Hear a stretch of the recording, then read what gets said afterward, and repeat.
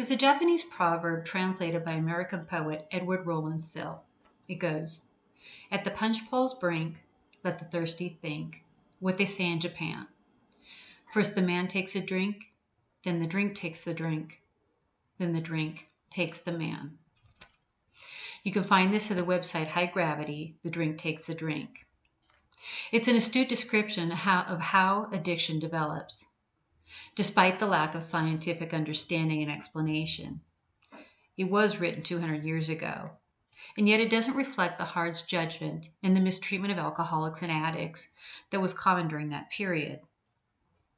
As an addictions counselor of 13 years and a nursing student on the verge of graduating, I'm very aware that our scientific community has come a long way in its understanding and treatment of addictions. And yet in our general community, the continued misconceptions and the stigma are still too widespread today. Until we accept the advances in scientific research that clearly recognize addiction as a chronic brain disease that, like many other diseases, requires comprehensive long-term treatment, we cannot begin to manage the alcohol and drug use problems in our society successfully.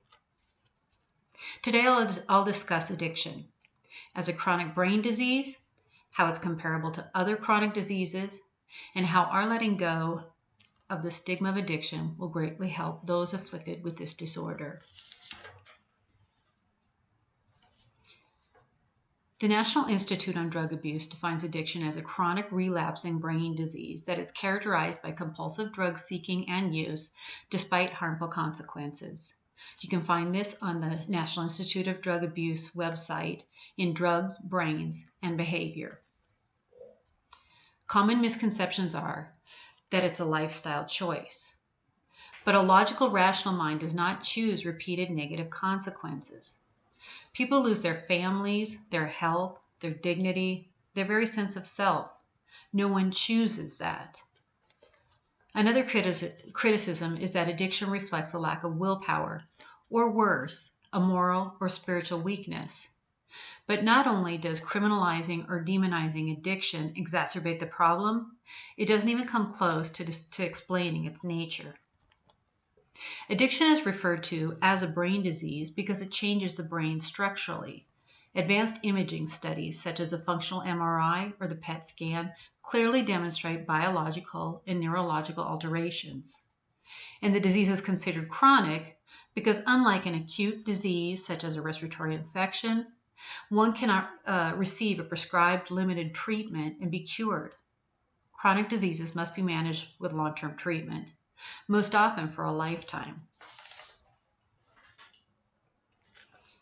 I want us to take a closer look at the nature of addiction, how substance use can develop into disorder, by first understanding how the brain works.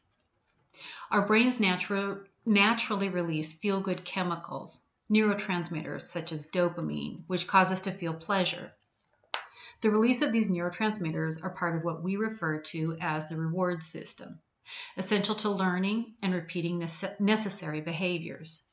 From satisfying physical needs, such as quenching one's thirst or easing one's hunger, to satisfying an emotional need through intimacy. We are rewarded for these behaviors that support our well-being and continued existence. Now, all mind-altering drugs, regardless of the different stimulating or depressing or distorted thought processing effects, all tap into the same brain's reward system. And what happens with continued use is due to how alcohol and drugs affect and eventually alter the brain's neurobiological functioning, even when one is not using. With use, the reward is a sense of euphoria that's much more intense than what the brain produces naturally. Because the brain's reward system and learning systems are connected, with enough repeated use, the brain eventually prioritizes the now perceived life-sustaining activity of getting drunk or getting high, at which point using is no longer a choice, but an intense, irresistible urge, a compulsion. We can actually compare addiction to other chronic diseases.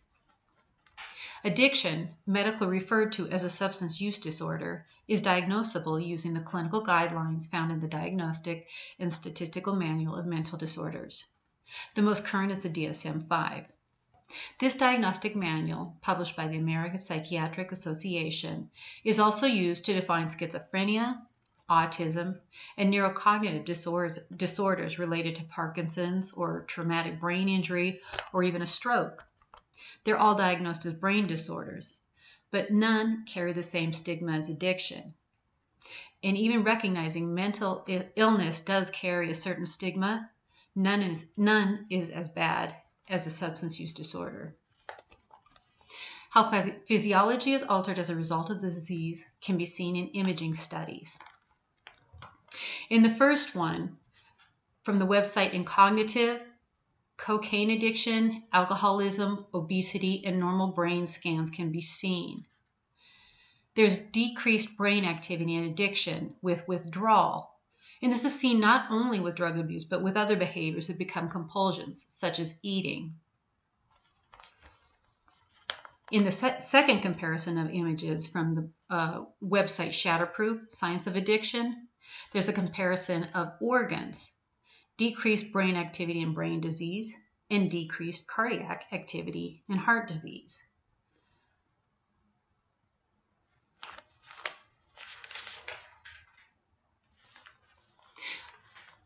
We can also see a comparison in the major at-risk factors.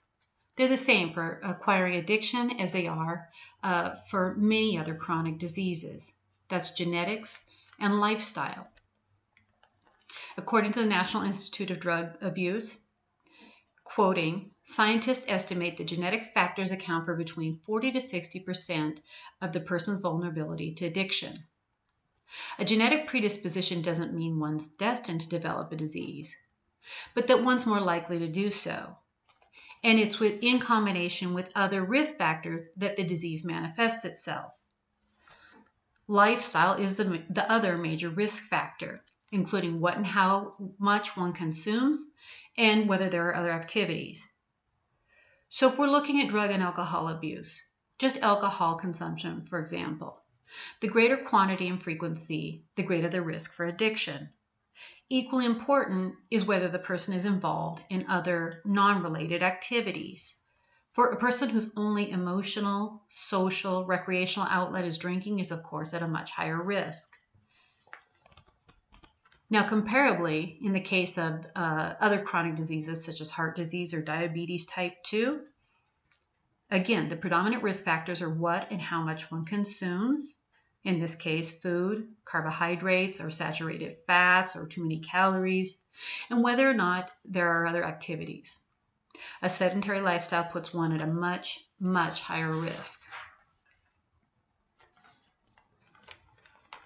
So let me go over how letting go of the stigma will help. We can't shame, humiliate, or punish a person into recovery. It's true there are many unacceptable, sometimes criminal behaviors that come out with addiction that of course must be addressed accordingly. But we need to accept that many of these behaviors are a product of the disease. We must address and treat the disease. And we must provide appropriate treatment, long-term and comprehensive, to help with the multiple challenges one faces with a chronic brain disease. Without the stigma, people are more likely to seek treatment and to do so at an earlier stage in the disease. Societal agencies, from legislation to insurance companies to treatment providers, are more likely to make available the services needed and in a more therapeutic environment where healing and recovery can take place. With more acceptance and support, people are more likely to maintain a long-term recovery. With the advances in scientific research, the misconceptions and mistreatment of addiction should not still exist today.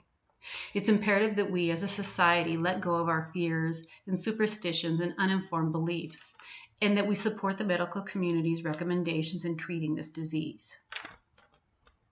Today I've discussed addiction as a chronic brain disease, how it's comparable to other chronic diseases, and how our letting go of the stigma of addiction will greatly help those afflicted with this disorder.